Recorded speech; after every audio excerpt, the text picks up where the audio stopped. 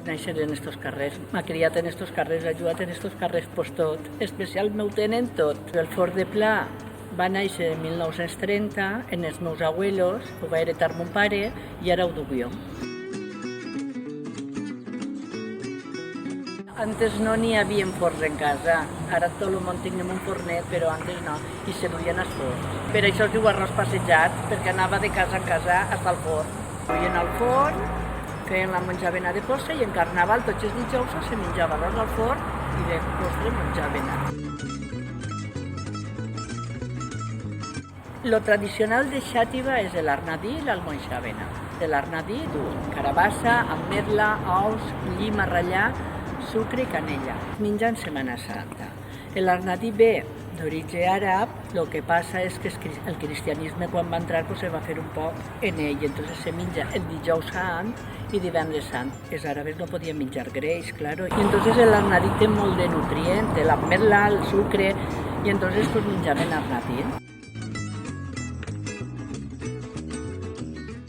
L'almoixavena també és d'origen àrab, el que passa és que els àrabs ho feien en formatge. En comptes de manteca de cerdo, clar, ho feien en formatge. Nosaltres, el cristianisme va añadir la manteca de cerdo.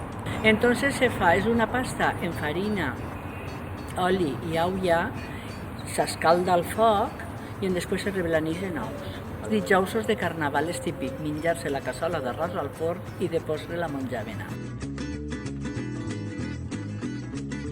Així a Xàtiva en totes les festes tinguem el menjar. Ara venen les catalinetes, doncs pa de catalina.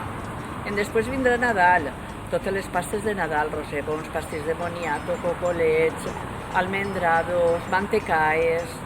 Ve la Setmana Santa que ve l'arnadí i després les mones. Després ve Tossans. En Tossans se fa la fogassa de carabassa i els panellets i els huesitos de santo. Es veu que això és una zona de moltes carabasses, per això l'arnadí s'aprofitava tot. I se fa la fogassa que està feta també en carabassa, no va rellena, és la pasta d'un carabassa. S'adorna en anouetes i se mengen Tossans, és lo típic, aunque ne fem tot l'any. Quan ve l'època, la gent sempre busca el postre que toca. A lo millor en tot l'any ja no te'n demanen, però ixe en Sant Donís, les frutetes de Sant Donís. Us convido a tots a que vingueu a Xàtiva, que és preciosa, a que ho vegeu tots, vos encantarà. I de passo se passeu pel forn de pla i pugueu comprar, que vos recibirem molt bé. Gràcies.